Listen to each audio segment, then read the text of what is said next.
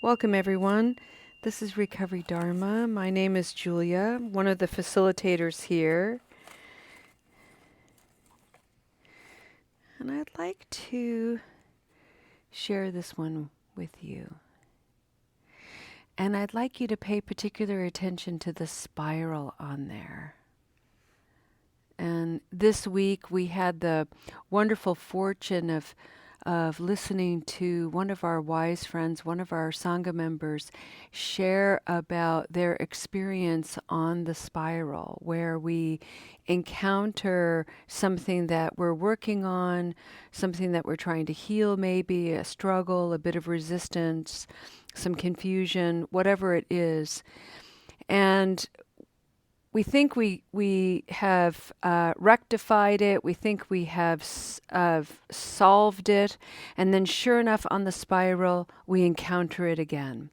But the thing about a spiral is that we encounter it again, yes, but from a different vantage point. And so we take everything that we've learned and we apply it to the new place on the spiral.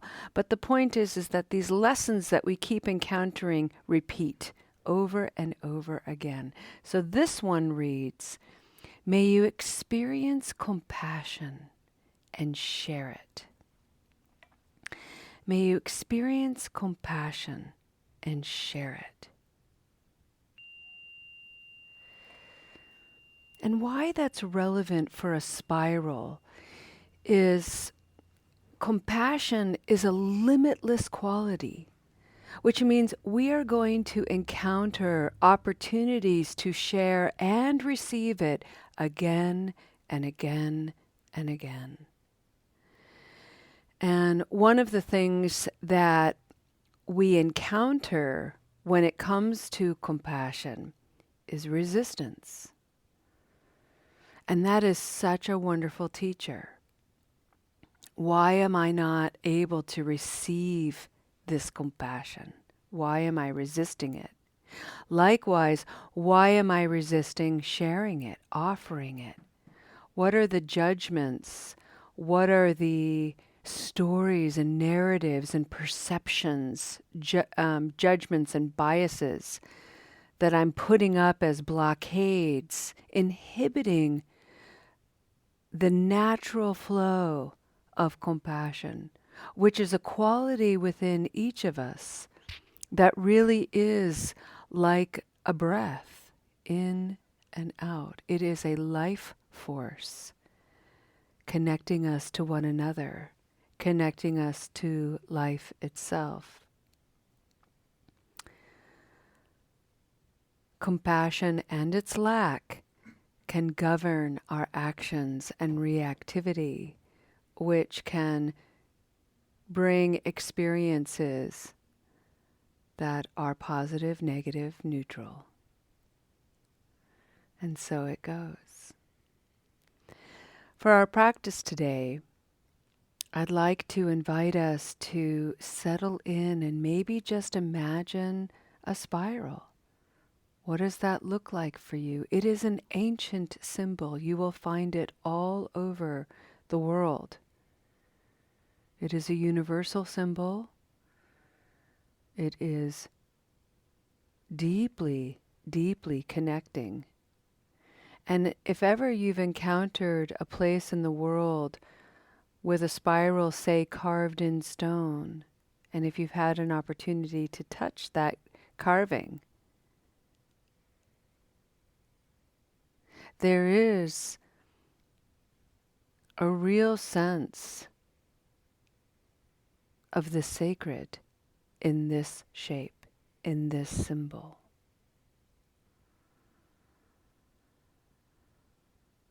So let's just allow a moment to bring forward the spiral.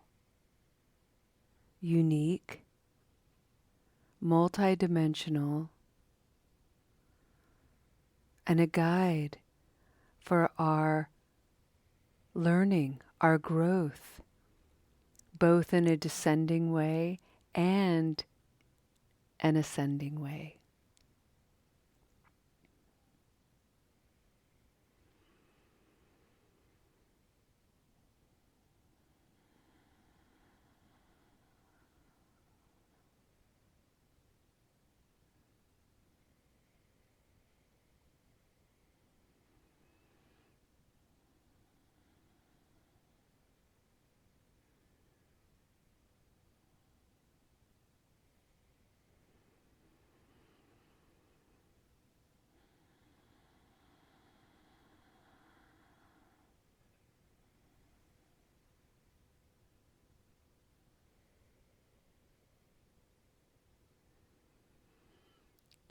friends. For the month of March, we are exploring the 8 worldly winds in Buddhism.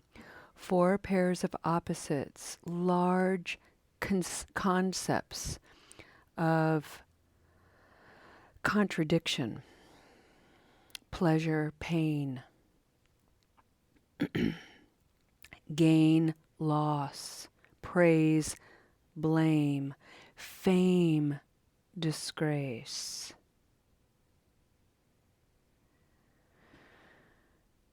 Today, I'd like to talk about gain and loss. And I'd like to invite you and invite your imagination to put those words and those concepts somewhere on a spiral. And the reason why I'm inviting your imagination, your good minds and hearts to do this is because this dualistic setup is in motion. If we're really paying attention to the nature of reality, gain and loss is constantly moving. We're moving into gain, and then we're moving into loss, and then from loss we move into gain, and then from gain we lose stuff, and so on and so on and so on.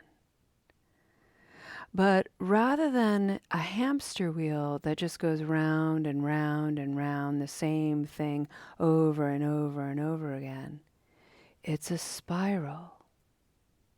And even when the situation feels like it's the same, it isn't, because the nature of reality is constantly impermanent.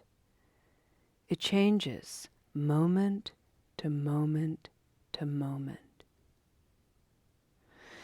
And what feeds the feeling of a situation being repetitive, exactly the same, is our mental formations, our stories. Often what we do is we superimpose a similar past event onto the present situation, and we cling to it, and then we extend it out like a frisbee out into the future, anticipating it repeating once again. So the practice of this is to stay in the present moment and to discern what are the similarities and what are the differences. And one of the key differences, and a wonderful place to start, is you, each of us, because we are a different person than who we were. So just that gentle reminder, although this situation feels the same, it's different because I'm different. That's how we can start this.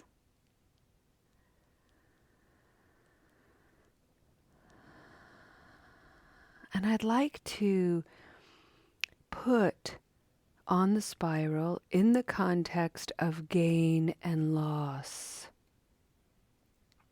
I'd like to be fearless. And I'd like to put there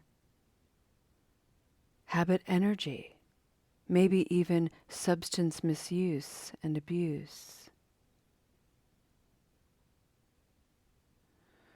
And I'd like to put it in the gain category, which is audacious and bold. And I'd like to be fearless about it, because in order for us to really cultivate compassion and honesty, we have to be willing to recognize that people use substances. I use substances because I get something out of it.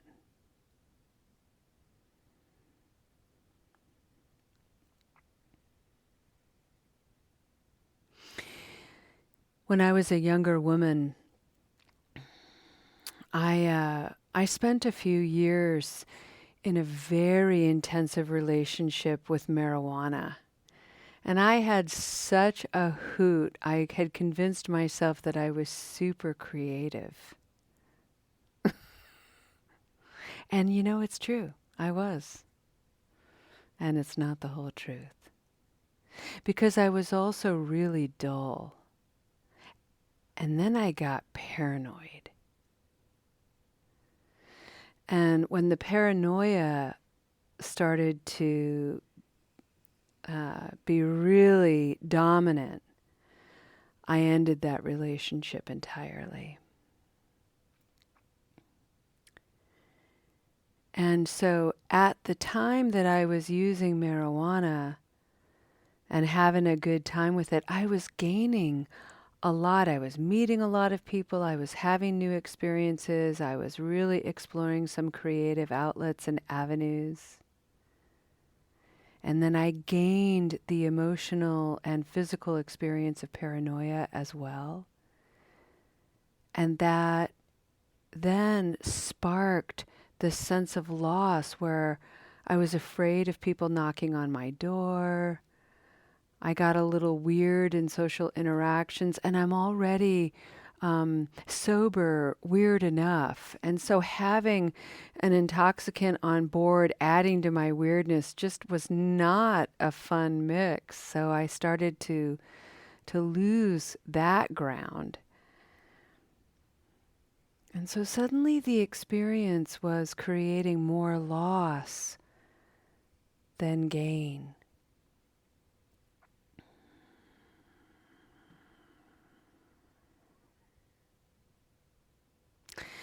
And as I ended that relationship and I lost that relationship altogether, I also lost friends. I lost all my getting high friends. And that's really hard when you're in your 20s and you're highly social and getting out there, but I no longer fit in.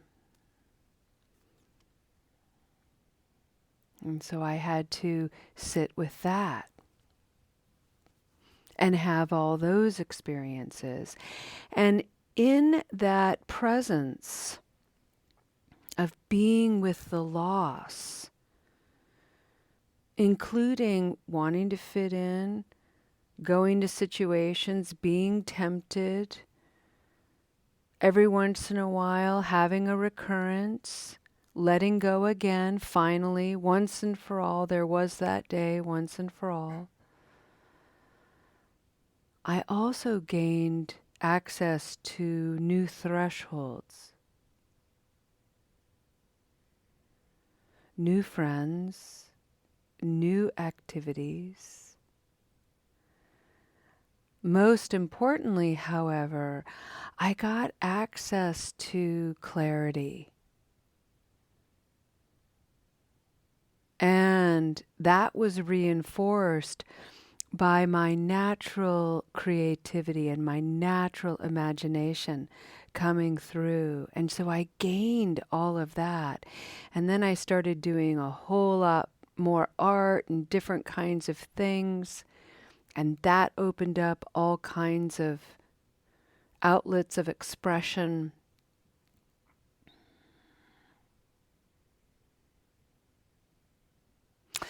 And that has sustained me for decades.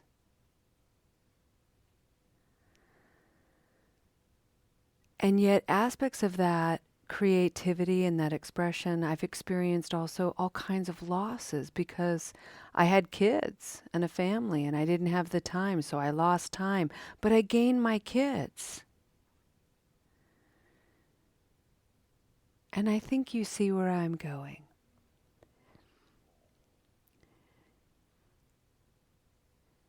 When we talk about sacred paradox or even sacred contradiction, we have to catch the mind that is so habituated to thinking in either or terms. Either I'm gaining something and I'm getting something out of it, or it's just full on loss all the time. And the reality is, it's always both, and that bothness is constantly in motion, spiraling, moving, enforcing and reinforcing my lessons and teachings, And my job, really, it's my privilege, is to simply pay attention and be present to it. But I cannot do that if my mind is muddled, if my heart is tight, and if I don't create the conditions for moments of stillness.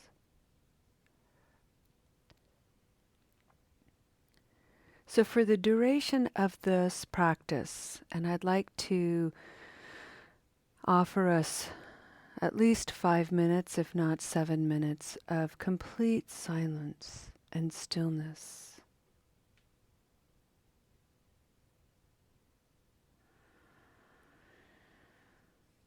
I'd like you to find a posture that can support you and sustain you in stillness. So really put your body in a position where you're not going to move. Pay particular attention to your hands, your arms and your shoulders, and allow them to be anchoring the core of your body. Notice how your hips and your legs are most comfortable and anchoring. If you're seated, sit in a way where your spine is nice and straight, strong. Bring your shoulders back ever so slightly so the heart is forward. Allow this to be a heart-led practice.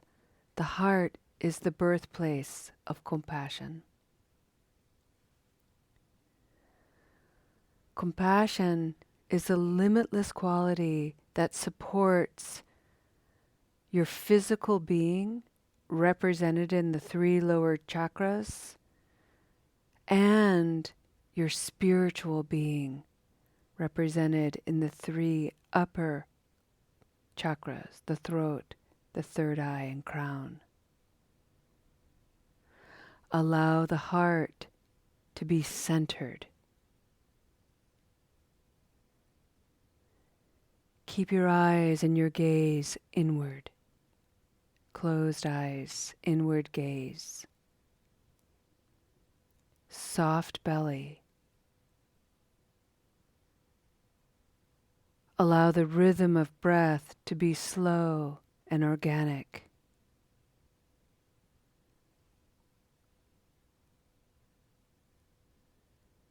And allow your mind spacious freedom to ride a spiral of gain and loss.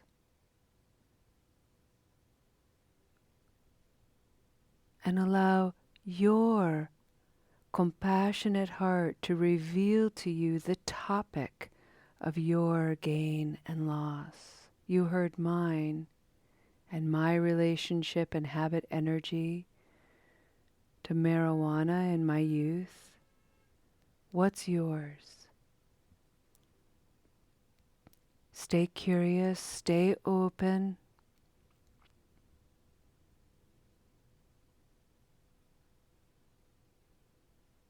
Be fearless. And trust that you are this brave.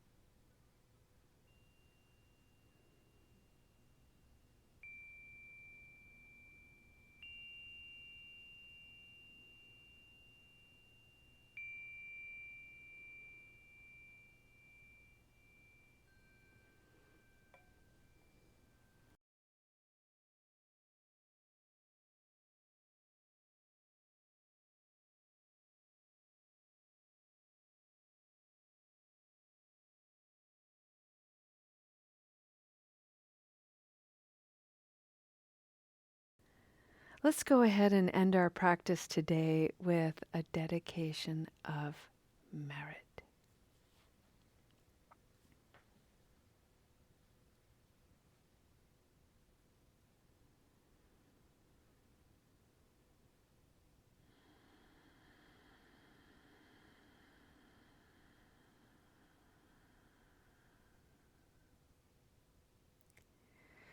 I just invite you to settle into that pause and take a moment throughout your day. Just pause a moment and allow your whole body, mind, and heart to reflect on what we just did for the past hour. We took refuge together as a community. We brought forward bodhicitta, that soft, open, vulnerable heart, to strengthen our aspirations and our intentions to cultivate compassion. We brought forward the ancient teaching of the 8 worldly winds so that we can look at the various contradictions that we will encounter in this complicated life as a human being. And we learned some strategies, some instruments of peace to apply to those contradictions so that we can stay in integrity. We can stay heart-centered. And most importantly, we can remain of benefit to ourselves and one another. It's extraordinary what we have accomplished here today. So allow that to really find purchase in the mind, body, spirit, and allow it to warm you from the inside out. So that as you go into your day and you interface with the complexities of life, your radiance is present. Your compassion is present. Your loving kindness is present. Your joy is present. And your capacity for equanimity brings freedom and ease. Thank you so much for your practice, friends. We'll see you next time. Namaste.